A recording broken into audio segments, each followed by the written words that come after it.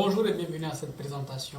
Aujourd'hui, nous allons parler spécifiquement de la théorie de la gouvernance au sein des technologies de registres décentralisés. Nous allons parler de 3 sujets que je vais diviser sur 2 jours. Alors, ces sujets sont la gouvernance centralisée et décentralisée, la gouvernance off-chain et on-chain, et les différentes incitations qui permettent de pousser les validateurs d'un réseau, les utilisateurs du réseau, à prendre part, par exemple, à un vote qui permette de changer le cours de l'évolution d'une blockchain. Donc aujourd'hui, nous allons spécifiquement parler de la gouvernance centralisée et décentralisée. Alors, la gouvernance dans la blockchain, c'est un processus polycentrique auquel de multiples et différents acteurs contribuent. Qu'est-ce que cela veut dire? Eh bien, il existe différentes manières de gérer la blockchain, mais également les différentes applications qui sont déployées sur la blockchain. La détermination de la structure de gouvernance d'une blockchain nécessite de prendre en compte de nombreux éléments et notamment l'identité des parties qui peuvent suggérer des changements au sein de la blockchain, par exemple des professeurs spécialisés en cryptographie, la façon dont ces changements peuvent être implémentés dans la blockchain, mais également les acteurs qui implémenteront ces changements dans une blockchain, par exemple les développeurs. Donc nous avons une large carte des différents acteurs qui existent dans une blockchain. Hormis les professeurs, les experts cryptographes, les développeurs, nous avons également les mineurs, qu'il ne faut pas oublier, mais surtout les utilisateurs pour qui, en fait, la blockchain existe. Alors, pour comprendre la fonction de tous ces acteurs, il faut en fait comprendre que la blockchain n'est pas un bloc unique et compact, mais plutôt une suite de couches technologiques qui s'imbriquent les unes dans les autres. Alors, la façon dont la première couche est faite est très différente de la façon dont la dernière couche est faite, et on remarque que plus on avance en profondeur dans les couches et plus le degré d'abstraction augmente. Donc, ce que l'on va comprendre par là, c'est que si la première couche permet tout simplement de déployer des contrats intelligents sur, disons, une blockchain comme Ethereum, eh bien, quand on descend au niveau de la deuxième couche, on considère que les propriétés liées à la première couche sont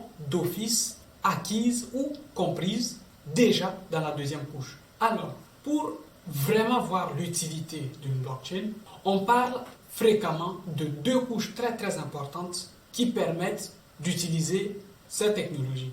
Il s'agit d'une part de la couche réseau et d'autre part de la couche application. La couche réseau parce qu'elle permettra notamment aux mineurs ou bien aux stakers de pouvoir participer à la validation des transactions. Et la couche des applications permettra aux développeurs de pouvoir déployer des contrats intelligents et aux utilisateurs de pouvoir profiter de l'utilité de ces applications. Bon, on peut également citer d'autres types de couches. Par exemple, ça peut être des couches dites de gouvernance qui permettent de comprendre quel est le degré de centralité ou de décentralité d'une blockchain. On peut également parler des couches d'interopérabilité qui permettent à une blockchain de pouvoir se connecter à une autre blockchain. On peut également parler d'une couche qui permet de mettre à jour le réseau ou une partie du réseau. Et donc on se rend compte qu'à partir de là, il n'y a pas que les développeurs, les mineurs et les utilisateurs ou encore les traders seuls qui participent au développement d'une blockchain, mais c'est plutôt une communauté compacte qui doit s'entendre. Alors, dans ce sens-là, pour parler justement de la gouvernance qui permet à tous ces gens-là de pouvoir collaborer, nous aurons 2 formes de gouvernance qui sont proposées pour la blockchain et qui sont soit une gouvernance centralisée, ce serait le cas de la plupart des blockchains privées, ou d'une gouvernance décentralisée, ce serait l'exemple de blockchain publique, mais pas que nous pouvons percevoir comme suit. Alors, concernant la gouvernance centralisée versus décentralisée, nous nous rappelons que, si nous prenons l'exemple d'une blockchain privée et d'une blockchain publique, que généralement, il est beaucoup plus facile de se proposer en tant que validateur ou en tant que mineur ou staker dans une blockchain publique que dans une blockchain privée. Ceci est très important parce que c'est une notion qui permet en fait de comprendre quel est le degré de protection, de sûreté qu'une blockchain propose à ses utilisateurs. Et donc ce que l'on va voir ici, c'est que le fait qu'une blockchain soit centralisée ou décentralisée permettra de comprendre en réalité quelles sont les règles du système que la blockchain utilise pour assurer sa sécurité. Donc, il s'agira par exemple de regarder quel type d'algorithme est utilisé, par exemple pour le consensus, quel type de modèle sécuritaire est proposé, quel type de gouvernance est appliquée, etc. Alors, aujourd'hui et de plus en plus, il existe des blockchains centralisées où en fait c'est un seul nœud qu'on appelle généralement le nœud administrateur. Vous pouvez trouver ce type de blockchain par exemple sur des serveurs de cloud comme Azure de Windows ou AWS de Amazon et qui permettent en fait à l'administrateur et à lui seul de prendre des décisions pour l'ensemble du réseau. En fait, il faut comprendre ceci. Ce n'est pas parce qu'on a un point central qui prend des décisions, par exemple dans le cas d'une blockchain privée, qu'on n'a pas un nombre illimité de nœuds qui permet cette décentralisation.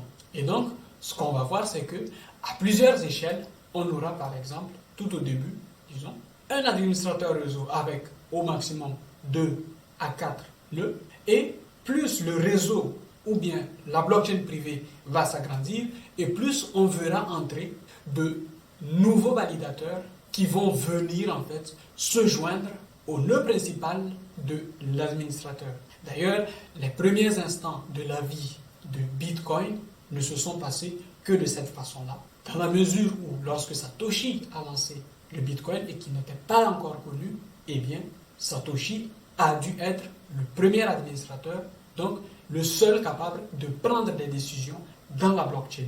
Donc ceci, c'est un exemple d'une blockchain d'abord centralisée qui a pris un certain poids, notamment je me souviens des années déjà 2011, et qui a commencé en fait à attirer de nouveaux validateurs au point où de nouveaux acteurs sont arrivés et ont proposé une évolution progressive de l'algorithme de confiance qui a fait qu'aujourd'hui le Bitcoin est complètement un réseau décentralisé avec un algorithme de confiance qui permet de se passer complètement d'un tiers de confiance. Donc, quand on comprend ce processus qu'a dû subir la blockchain Bitcoin, alors on comprend l'importance que l'on accorde aujourd'hui, par exemple, à la notion de mise à jour de tout le réseau qui permet de renouveler périodiquement la sécurité algorithmique.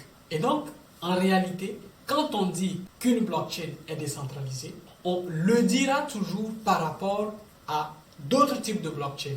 Par exemple, ce que je vois dans un avenir, disons moyen à long terme, c'est que on va voir apparaître de plus en plus de blockchains de conglomérats, par exemple, ou des blockchains d'associations.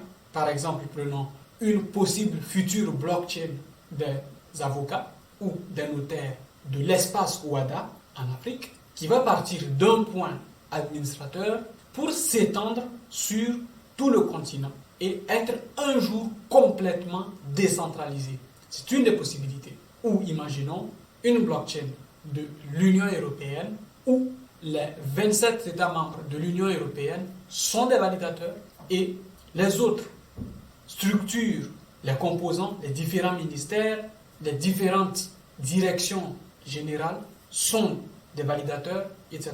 Donc, lorsqu'on parle d'une blockchain privée, de la notion de blockchain privée, il faut toujours partir du fait que, avant qu'une blockchain ne devienne publique et qu'on ait un changement algorithmique, notamment du point de vue de la sécurité, qui permet d'avancer de plus en plus dans ce qu'on appelle un espace trustless, et bien sans intermédiaire, toute blockchain publique est une émanation d'une blockchain privée. Et donc, on comprend qu'en réalité, la notion permanente de gouvernance décentralisée et gouvernance centralisée sont tellement imbriquées entre elles que même dans une blockchain ultra décentralisée, comme par exemple Bitcoin, eh bien, on trouvera toujours une petite équipe quelque part qui permettra de mettre en œuvre les décisions qu'une majorité de nœuds ou de validateurs a prises pour l'avenir de la blockchain Bitcoin. Aujourd'hui, par exemple, avec Ethereum, ce que nous voyons, c'est que Ethereum se dirige vers un changement de modèle de validation. Donc, Ethereum ne sera plus tout simplement une blockchain dont le système de validation des transactions est basé sur la preuve de travail, mais avec la version 2.0, on va assister à la naissance d'un réseau basé sur la preuve d'enjeu, où c'est plutôt le fait de stocker des tokens sur le réseau qui permet de valider les différentes transactions qui rentrent dans le réseau, qui permettent de staker. Alors, quelques exemples de blockchain entre guillemets centralisées. On a le Hyperledger de la fondation Linux. On a également Corda du consortium R3, etc.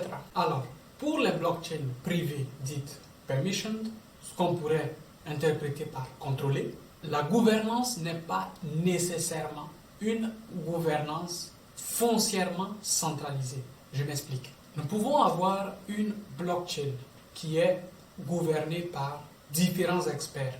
Eh bien, cette blockchain, quand bien même ayant un ensemble de personnes qui la gouvernent, eh bien, peut être dite décentralisée, c'est-à-dire qu'elle a de nombreux validateurs sur la planète. Un des exemples que l'on a aujourd'hui, c'est la fameuse blockchain permission, donc contrôlée, qui s'appelle Sovryn. Alors, la particularité de cette blockchain, c'est le fait qu'elle a un groupe de personnes qui la gouvernent, mais qui ne sont pas sur le réseau, mais en même temps, elle a ses validateurs qui sont dans le réseau, qui sont, eux, assez décentralisés et qui ne dépendent pas forcément du groupe central qui doit prendre des décisions sur la mise à jour, le type d'algorithme c'est sécuritaire à utiliser, etc. Une autre façon de faire jouer la gouvernance centralisée et décentralisée, c'est de prendre en considération le fait que, en fait, les différentes couches concernant la blockchain peuvent être modifiées par les différents acteurs de façon indépendante. Si on prend l'exemple de la blockchain Dash, D-A-S-H, on se rend compte que c'est une blockchain qui utilise un système d'élection ou de vote consensuel afin de pouvoir apporter ou de permettre d'apporter des modifications dans les différentes couches qui composent cette blockchain. Et donc, on se rend compte que dans ce réseau, différentes parties, différents acteurs doivent, dans un laps de temps, prendre une décision sur le futur d'une partie ou de la totalité de la blockchain. Et bien sûr, cela se fait, non pas directement sur la blockchain, mais est d'abord discuté en dehors de la blockchain. Donc demain, nous verrons ces notions de décision prise dans la blockchain, donc on-chain, et décision prise hors de la blockchain, off-chain. Alors, l'une des merveilles qu'a apporté les blockchains, c'est ce que nous voyons aujourd'hui se développer, et j'ai par là nommé la crypto-économie, donc un mariage entre les mots cryptographie et économie. Et l'idée est très simple, elle se base sur la décentralisation et sur un système de récompense ou punition. En d'autres termes, lorsque vous avez des validateurs dans le réseau qui se comportent bien, par exemple réseau Bitcoin ou réseau Ethereum, alors ces validateurs sont récompensés. Cependant, lorsque nous avons des validateurs qui se comportent de façon très malhonnête, alors ces validateurs sont punis, par exemple par un bannissement, donc une incapacité à pouvoir à leur tour valider des transactions et être récompensés. Donc finalement, cette gouvernance centralisée et décentralisée est un ensemble composé de cryptographie, de mathématiques, de coopération, de collaboration, de notions morales telles que le vol, l'honnêteté, etc.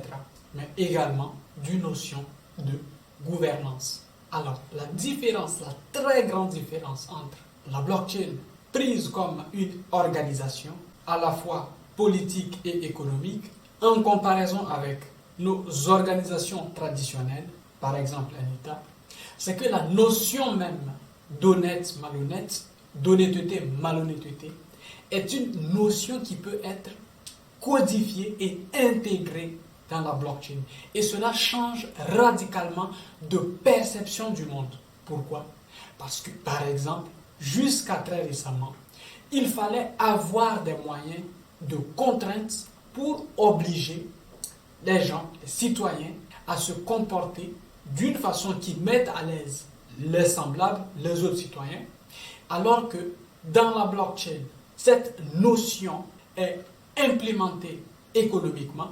Je ne refuse pas que cela pose des questions morales, mais permet également d'inciter les gens à avoir plutôt une attitude correcte qui ne mette pas en danger leurs propres intérêts. Je suis d'accord avec vous que cela va poser des questions qui seront semblables, qui sont celles qu'aujourd'hui on se pose sur le système à point de l'État chinois. Et donc on se rend compte qu'aujourd'hui, en réalité, nous sommes dans une révolution silencieuse de la conception de l'organisation sociale humaine basée sur ce que nous pourrons appeler dès à présent la crypto-économie.